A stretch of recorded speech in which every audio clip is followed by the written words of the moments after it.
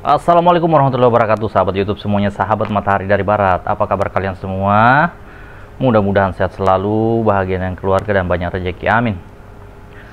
Kabar duka datang dari Presiden Iran yang katanya meninggal dunia akibat kecelakaan helikopter setelah meresmikan bendungan di negara perbatasannya.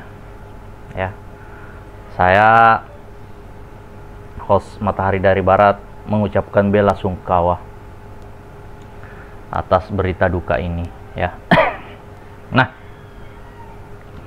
cuma yang jadi pertanyaan, apakah itu murni kecelakaan atau ada konspirasi di balik itu? Dimana kita tahu bahwa saat ini Iran itu lagi berperang dengan Amerika dan Israel. Ya.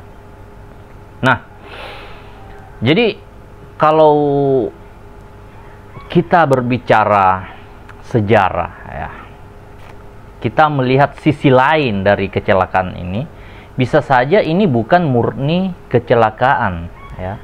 Bisa jadi ada sabotase dari negara musuh, bisa jadi ini adalah bentuk pengorbanan seorang pemimpin kepada bangsa dan negaranya. Ya. Kenapa? Ya, kita melihat perang antara Ukraina dan Rusia, ya, di mana yang paling menderita akibat perang itu adalah rakyatnya, ya, rakyatnya. Seandainya tidak terjadi perang, maka rakyat tidak mungkin akan menderita seperti itu, ya. Tetapi, ya, harga diri bangsa juga, harga diri negara harus ditunjukkan. Itu melakukan perlawanan walaupun ya hancur-hancuran seperti itu, ya. Hal ini yang dihadapi oleh negara Ukraina hari ini, ya. Karena wah, dia mau dibilang negara yang berani, hebat, pantang menyerah juga. Nggak mungkin dia menyerah begitu saja kepada Rusia, ya, di saat bermasalah, ya. Kita lihat presidennya begitu, ya, mempertahankan wibawanya, wibawa negaranya, sehingga ya hancur-hancuran masyarakatnya. Ya, tapi bagi seorang negarawan yang mengerti kekuatannya,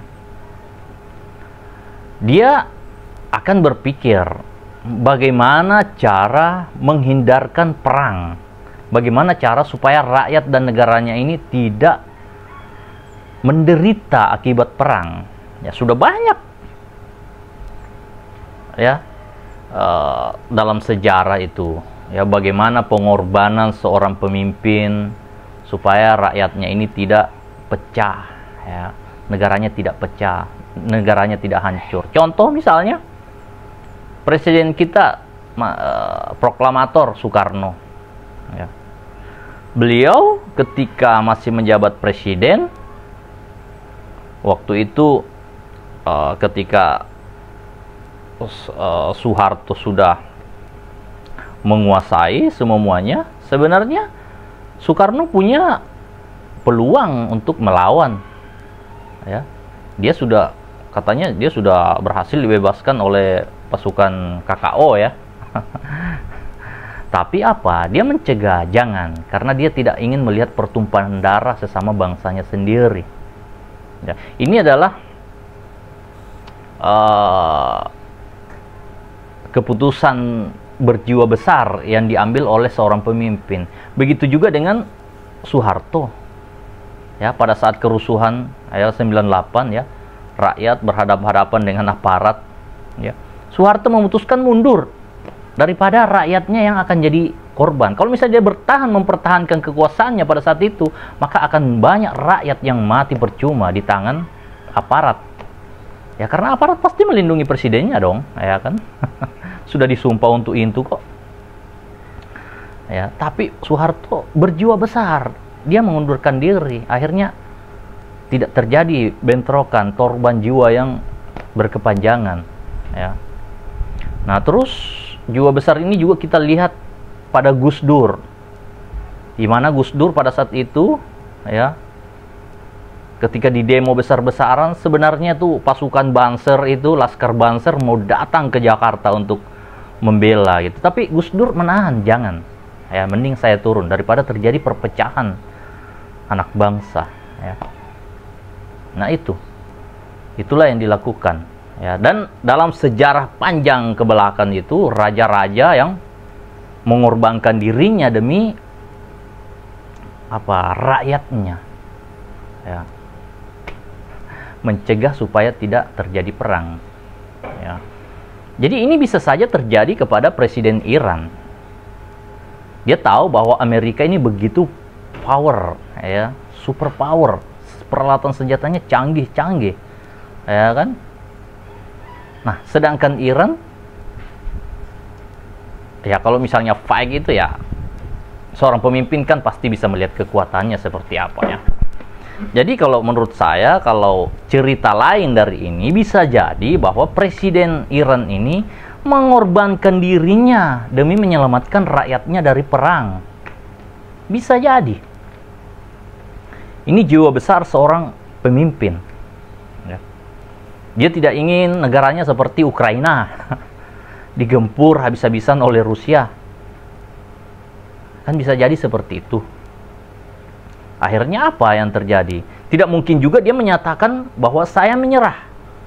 Ini akan menjadi presiden buruk ke depannya. Akhirnya apa yang dilakukan? Ya, bisa jadi mengorbankan dirinya, dan akhirnya perang akan selesai, ya. Karena perang itu kalau ibarat main catur, kalau rajanya udah mati udah selesai, ya kan? Ya kan? Seperti itu.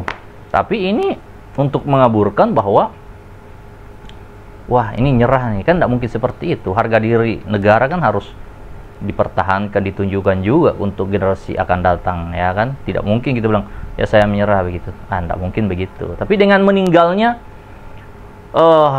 presiden ini, bisa jadi itu menunjukkan, menandai bahwa perang telah berakhir.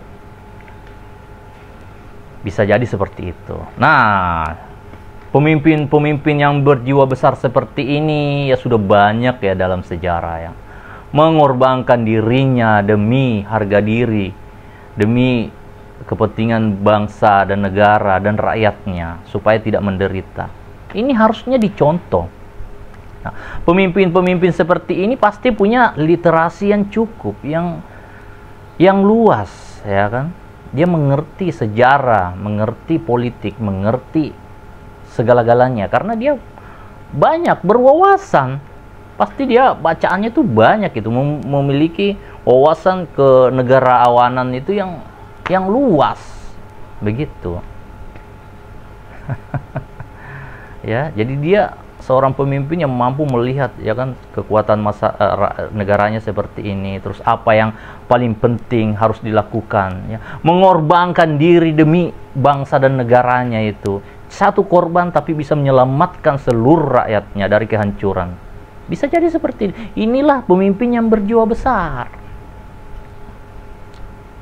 Beda kalau pemimpin yang cuma bacaannya komik gitu loh. Bodoh amat, bermasa bodoh, ya. Bodoh amat, mau dikatain dinasti kayak apa kayak, bodoh amat gitu, ya.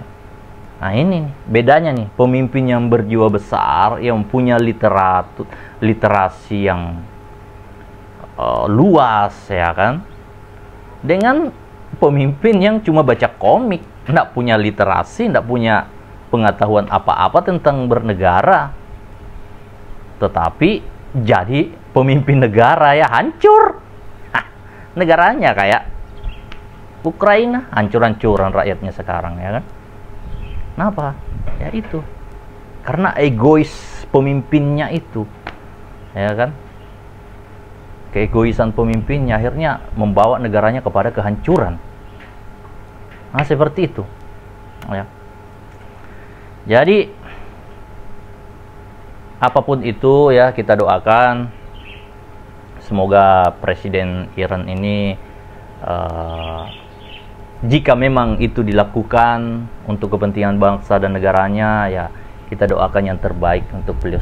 Semoga husnul khatimah, ya, diterima di sisinya. Amin ya rabbal alamin. Nah, inilah harusnya yang dicontoh oleh pemimpin-pemimpin dunia, ya. lihat dulu diri kita ini. Kalau sudah kuat, ya barulah melawan. Tapi kalau tidak kuat, cukup satu orang jadi korban untuk menyelamatkan orang banyak, untuk menyelamatkan bangsa dan negaranya. Bisa seperti itu, ya. Nah, pemimpin Indonesia pun kedepannya harus seperti itu, ya. Punya literasi yang cukup sebagai seorang negarawan, ya.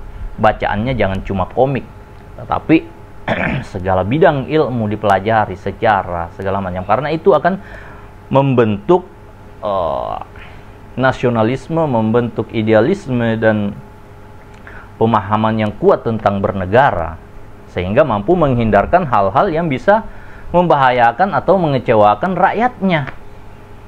Ya, jangan bermasa bodoh dengan rakyat. Bodoh amatlah, akan terjadi kesenjangan sosial di dalam masyarakat, akan terjadi kecemburuan sosial, ya kan, bodoh amat, ya kan, karena bermuka tebal, bodoh amat. Ya, bangun dinasti walaupun dicerita dimaki sama rakyatnya, sama politisi lain, sama guru-guru besar, ya kan, sama mahasiswa dihujat, bodoh amat. Itu pemimpin bermuka tebal, tidak peduli, ya, kecemburuan sosial yang terjadi, kesenjangan sosial yang terjadi di masyarakat, bodoh amat, ya kan. Itulah namanya pemimpin bermuka tebal itu. Itu pasti bacanya cuma komik aja tuh. Ya enggak? Jadi bahaya sekali ya kalau kita kalau pemimpin sebuah negara itu tidak memahami, ya, tidak punya literasi yang cukup tentang bernegara, sehingga sepak terjangnya itu ya merugikan negaranya, merugikan rakyatnya, cuma menguntungkan segelintir orang, menguntungkan dirinya sendiri, menguntungkan keluarganya sendiri. Ya. Mudah-mudahan Indonesia tidak punya pemimpin seperti itu. Amin. Matahari dari Barat. Assalamualaikum warahmatullahi wabarakatuh.